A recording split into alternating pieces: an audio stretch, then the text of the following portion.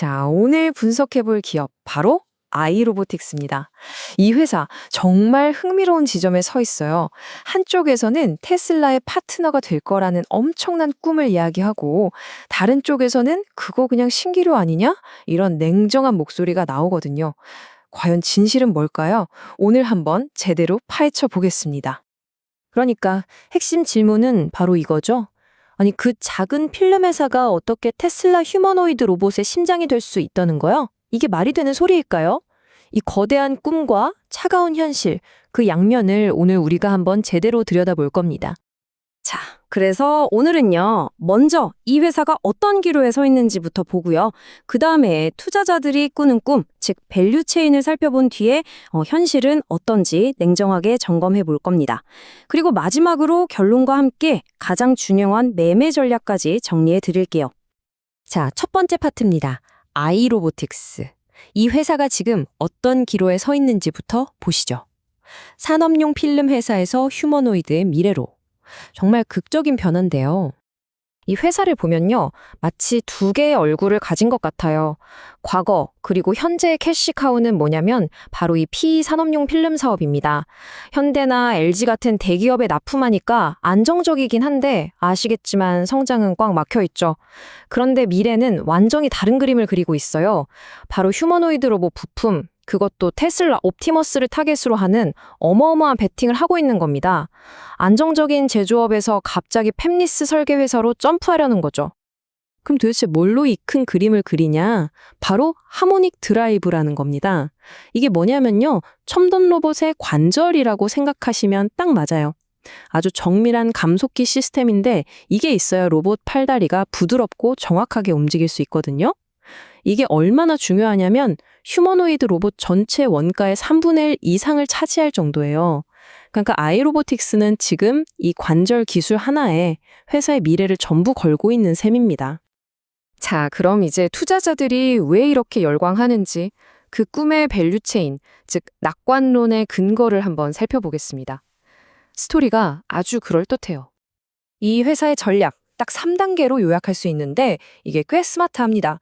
첫째, 핵심 기술, 그러니까 하모닉 드라이브 설계에 대한 IP를 꽉 잡는다. 둘째, 공장은 직접 안 지어요. 대신 중국의 거대 기업인 S웰링이랑 손잡고 대량 생산을 맡기는 거죠. 이걸 우리가 패블리스라고 하잖아요. 그리고 마지막 셋째, 이렇게 만든 부품을 테슬라 같은 글로벌 탑티어 회사에 공급하겠다. 이런 로드맵입니다. 상당히 영리한 접근이죠? 그리고 주가를 끌어올릴 만한 재료들도 지금 대기 중이에요. 가장 큰 거 뭐니 해도 테슬라 옵티머스에 연간 100만 개 감속기를 공급할 수도 있다는 이 기대감. 이게 정말 대박이죠. 또 2026년에는 태국 공장에서 양산이 시작될 예정이고요. 연말까지는 국내 시장 점유율 1위를 하겠다는 야심찬 목표도 내세웠습니다. 게다가 그동안 골치 아팠던 경영권 분쟁도 드디어 끝났어요. 불확실성이 하나 제거된 셈이죠.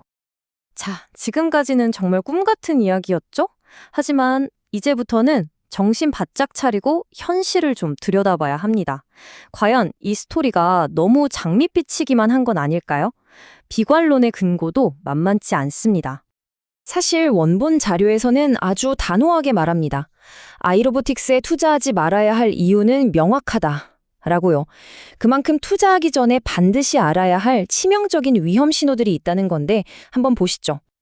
이 차트를 보시면 정말 할 말이 많아집니다. 이게 2025년 예상 매출 구성인데요. 로봇 그렇게 떠들었는데 정작 로봇 사업부 매출은 0%입니다, 제로. 모든 매출은 기존의 PE 필름 유통이랑 제조에서 나와요. 그러니까 지금 회사의 주가를 움직이는 그 화려한 스토리와 회사가 실제로 돈을 버는 방식 사이에는 어마어마한 괴리가 있는 거죠. 자, 근데 진짜 치명적인 리스크는 지금부터입니다. 첫째, 로봇 만든다면서 로봇 R&D 인력이 한 명도 없어요. 둘째, 당연히 재무제표를 봐도 로봇 관련 연구개발비로 쓴 돈이 거의 없습니다. 셋째, 회사는 지금 돈을 못 벌고 있어요. 적자 상태에 수중에 가진 현금도 29억 원 뿐입니다. 근데 설상가상으로 최근에 140억 원 자금 조달하려고 했는데 이건마저 법원에서 막혔어요. 자, 여러분. R&D 인력도 돈도 현금도 없는데 대체 어떻게 로봇을 만든다는 걸까요? 이건 정말 심각한 질문을 던지게 합니다.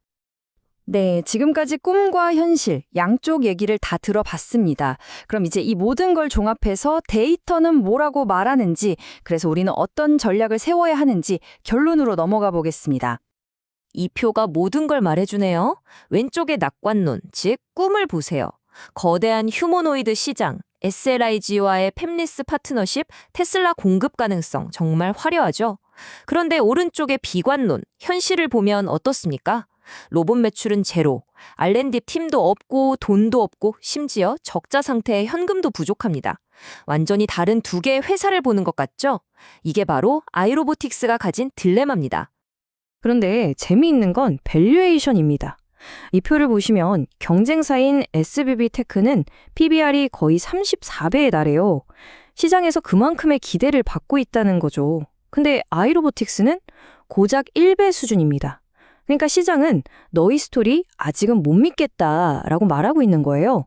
반대로 말하면 만약에 이 회사가 진짜 실체를 보여주기만 한다면 주가가 폭발할 수 있는 업사이드 포텐셜은 어마어마하다는 뜻도 됩니다. 자, 그래서 자료에서는 이 리스크를 숫자로 딱 정리해줬어요. 보세요. 미래 성장 가능성, 그러니까 이 로봇 스토리가 진짜가 될 가능성은 70%로 꽤 높게 보고 있습니다.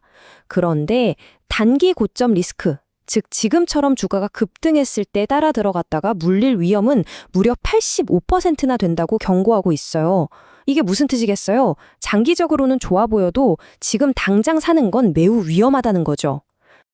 그래서 최종 투자 등급은 바로 관망, 홀드입니다. 사지도 말고 팔지도 말고 일단은 지켜보자는 겁니다. 왜냐? 지금 들어가기엔 리스크가 너무 크니까요. 그럼 구체적인 매매 전략은 어떻게 될까요? 아주 명확합니다. 첫째, 지금 50% 넘게 급등했는데 절대 추격 매수하지 말 것. 이게 제일 중요해요. 둘째, 만약 정말 사고 싶다면 주가가 충분히 조정을 받아서 적어도 2,800원 아래로 내려올 때까지 기다리세요. 그리고 마지막으로 가장 중요한 건데 증거를 기다리는 겁니다. 예를 들어 진짜 로봇 전문가를 영입했다는 뉴스나 구체적인 시제품 계약 같은 실질적인 성과가 나올 때까지는 그냥 지켜보는 게 최선이라는 거죠. 자, 오늘 분석을 정리하면서 마지막 질문을 던져봅니다. 여러분에게 아이로보틱스는 로봇 시대의 미래에 거는 로또 복권으로 보이시나요? 아니면 화려한 스토리 뒤에 숨어있는 가치 함정으로 보이시나요? 오늘 말씀드린 이 꿈과 현실, 양쪽의 이야기를 모두 이해하는 것이야말로 현명한 투자 결정을 내리는 가장 중요한 열쇠가 될 겁니다.